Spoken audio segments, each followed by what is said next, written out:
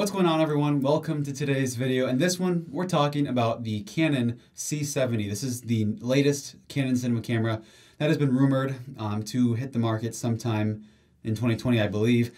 We're talking rumors. I just want to preface this and begin with, I'm not a Canon affiliate. I don't work for Canon. I don't know anyone who's on like the Canon team. So these are we're just talking about rumors here. And although we are using kind of well-accredited and reliable sources, I'll link those in, well, actually, I'll just talk about them right here. This isn't 100% guaranteed to be accurate. So just take the conversation that I'll be starting with as a grain of salt, but I would love to hear from you guys what your thoughts are. If you're new to the channel, consider subscribing, leave a like by the end of the video if you have enjoyed it.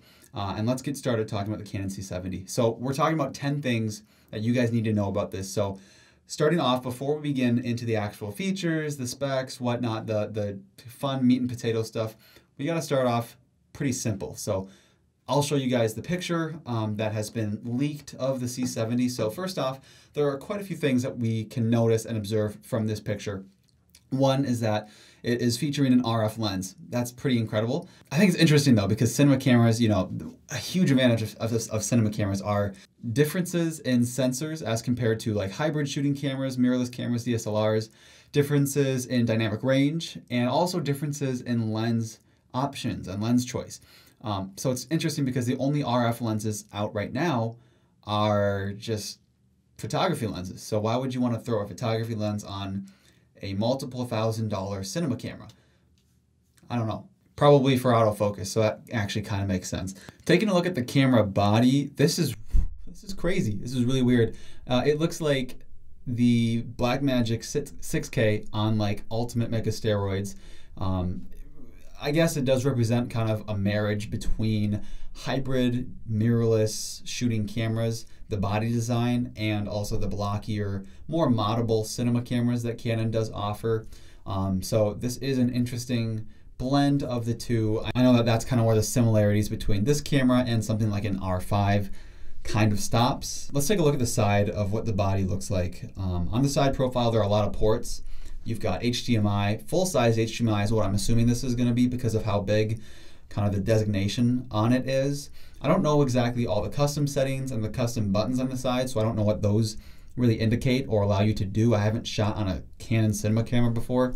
It's got built-in ND filters, and we will talk a little bit more about those later on in the video, so just know that this package and this body is going to offer you some advantages when it comes to size, but it looks like it's not really going to compromise on features and capabilities. That's a good sign. So starting with the very first thing, we're going to talk about the sensor. So this is alleged to be a Super 35 4K DGO sensor, the same one used on the C300 Mark III. And so if that is the case, well, fantastic. That's a very expensive camera. And putting that same sensor in a lower end model is kind of like what Canon has done with the EOS R6. They took the 1DX Mark III sensor, basically the same sensor, put it in the EOS R6 at a much lower price, about a third of the price. And so that's similar to what Canon looks to be doing with the C70. This sensor has an incredible amount of dynamic range for being a Super 35mm sensor, being a crop sensor.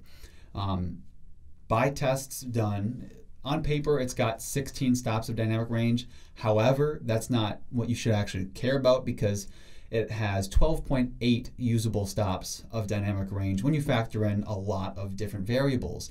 And I'll show you guys the chart right here. Ironically, this is not as good as the Sony a7 III performs in dynamic range because on the Canon C70, when you look at the C300 Mark III's sensor, it gets 12.8 stops of dynamic range when it's at ISO 800, which is the most ideal ISO level for getting maximum dynamic range and color reproduction, but also when you're in CLog 2, which is Canon's least contrasty version of log and the one that will offer you the most dynamic range. Whereas the Sony, on the other hand, the a7S III, when you're shooting in S-Log 3 at an ISO of either 640 or 12,800, because it has basically dual native ISO, it will give you 13 stops of dynamic range, whether you're in S-Log 3 or HLG 3. So already a disadvantage of this more expensive cinema camera. But I'm not going to judge it quite yet because we still have 9 other things to talk about. Number 2 is going to be no IBIS. That's a fantastic feature, no IBIS, huh? Well, I don't think it's quite necessary because a big advantage of having in-body image stabilization on a smaller mirrorless camera like the R6, like the R5, Canon did a fantastic job with their IBIS on those 2 specific cameras. They did wait a very, very long time, like 5-6 years, of not providing any of their cameras with IBIS because other camera manufacturing companies beat them to it 5-6 years beforehand. But Canon waited on it, and they wanted to come out with the best version of IBIS on the market, and they did with their RF system. And so it's interesting that they're not including it in the C70 with it being an RF system. But I do think that is because the main purpose of having IBIS is, one, to provide some photography advantages, being able to shoot in lower light, at slower, faster, at smaller. I don't know. I'm not a photographer, like a pro photographer. At dropping down your shutter speeds, that's what IBIS is really kind of meant for.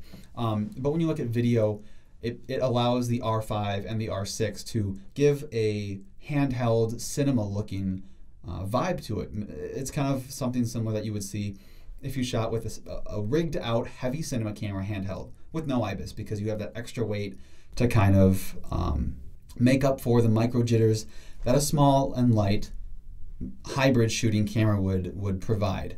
Being that this is a cinema camera and that it's a little bit heavier built, more robust, probably denser materials just included in and around the body, you're not going to need IBIS to get some solid handheld looking shots, I assume.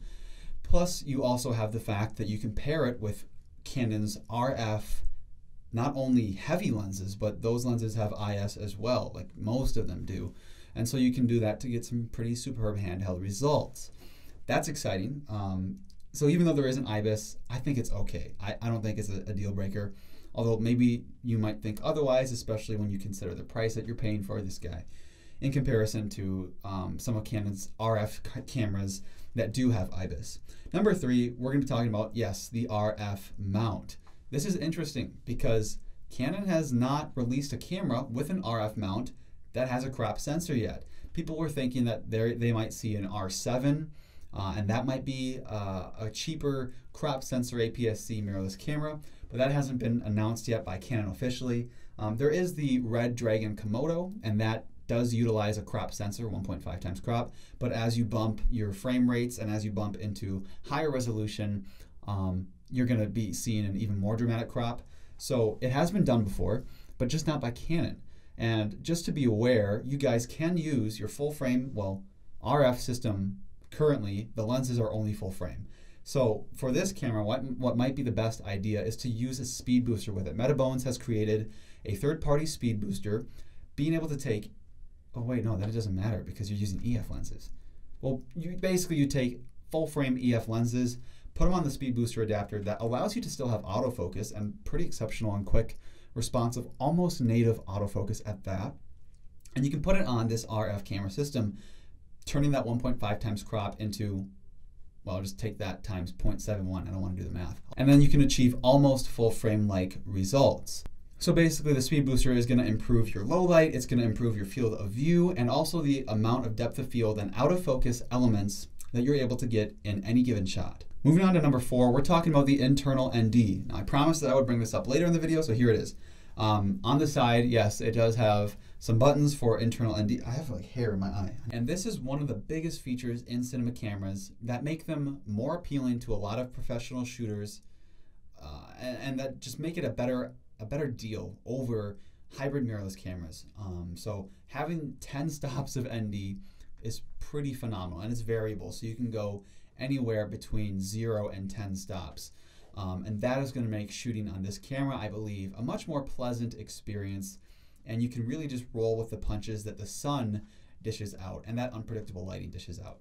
So being able to have 10 stops of ND is a pretty big advantage over having to screw on these filters on the end of your lenses, or if you shoot with a matte box, having to slide in different ND plates. I've never used a matte box before. And so it's just one more thing that adds convenience, ironically, because when you think of cinema cameras, you do not think of convenience. You think of bulk, extra weight, extra cost, extra pain in the ass, because you have to manual focus everything and manually monitor everything and manually expose everything. But it is an added convenience that variable in-body, that built-in NDs offer. So kind of a unique thing about cinema cameras that the Canon C70 is not going to sacrifice on. That's good to hear. Next up, it's going to have CLog 2 and CLog 3. That's good. I would expect that from a cinema camera, especially given the fact that the R5 and probably the R6 are going to be given CLog 3 in a future firmware update. I would be very puzzled if Canon were to release this camera only with CLog 1 and 3. CLog 1 is Canon's log profile that has the least amount of dynamic range. And what is dynamic range? Well, it's basically being able to have information in the brightest areas of your frame, of the composition shot, composed shot, and also being able to see some detail in the shadows. The higher the amount of dynamic range, the more information you're going to be able to see on both ends at the same time, which makes it a more professional feature. So CLog 1 has the least amount of dynamic range, and that is what the EOS R is limited to. CLog 2 has the most amount of dynamic range. Canon's numbering in this scenario kind of doesn't make sense. CLog 2 being the most dynamic range also has the least amount of contrast, which means you're going to have to do the most amount of work in post-production to make the image look normal and look saturated and contrasty. But CLog 3, on the other hand, is kind of a combination between the two. It has a decent amount of dynamic range. It's not fantastic, but it's got a pretty good amount. Not as much as S-Log 2 and a little bit more than S-Log. Not as much as CLog 2 and a little bit more than original CLog 1. So I'm guessing that means that this camera won't have CLog 1, but that's not really something you have to worry about, because why would you want to use CLog 1, especially if you have, we're going to move on to the next one, 10-bit 422 color subsampling onto SD cards. Also giving you the capability to shoot up to 4K at 120 frames per second and 2.7K at 180 frames per second. Yeah, that's right. Besides the built-in NDs and the cinema body features and conveniences, capabilities, whatever you want to call it, this is the only other feature that I believe this camera, from what we know so far, is going to have over the Sony a7S III. You get 2.7K at 180 frames per second. That's kind of those are the only three things that make it a better buy and a more logical buy. Maybe it'll have some other things that, you know, that camera does not, but for the price that Canon is asking for this camera, Sony a7S III is kind of the thing to do. Got a little too close there, got a little too excited. But yeah, this is kind of a standard now. And as I spoke previously in a video, Gerald Undone and Tyler Stallman in their podcast really talked about 10-bit 422, not 420, not 400. That's, I don't know. Why would you shoot in that? 10-bit 422 is really the standard of the industry and needs to be a thing internally in every camera from now on. That's oriented towards professionals at least. So that needs to be a thing. All right, next up, this is a little bit interesting and disappointing and a disadvantage of this camera. There will be no RAW capabilities internally at launch. So maybe RAW shooting will come in through firmware. I think that's kind of crazy, because when you look at what Blackmagic has done with their Pocket 4K, coming in at like $1,000, that shoots RAW internally, I think. I don't know. Well, at least the 6K does, and that's not much more expensive than the 4K. So the fact that this won't be able to shoot RAW, at least initially, is a downside. That certainly is. It might be able to output it. We don't know yet. So I definitely would not put in your pre-orders if you are a RAW shooter until we find out more information about whether or not it's going to be able to shoot internally at some point, and whether or not it can output through HDMI to an external recorder a RAW feed, a RAW signal. It's going to take BPA batteries. That's good. They're pretty good. They have a decent amount of battery life. They're pretty expensive.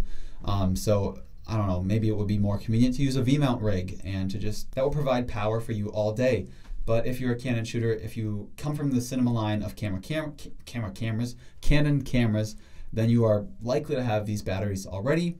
And so that is kind of an upside, because you can just toss them in, slot them into your camera, and then you're already powered up and have plenty of juice to shoot through the day. Number 9, we're talking about the price. All this information came from CanonNews.com and CanonRumors.com.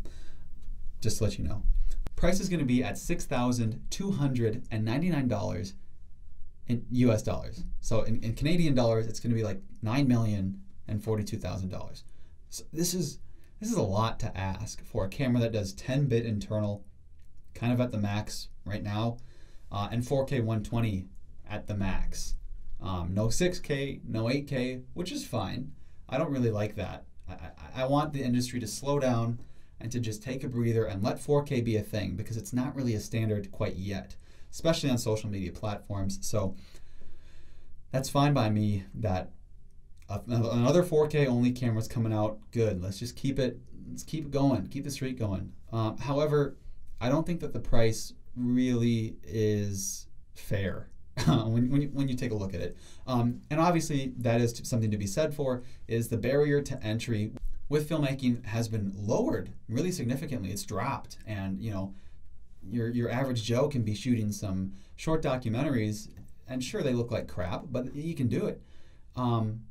But still, there is a really big element of barrier to entry when you really want to take that leaping point from being an enthusiast and being entry level to going to professional, especially in video, documentary filmmaking, narrative filmmaking.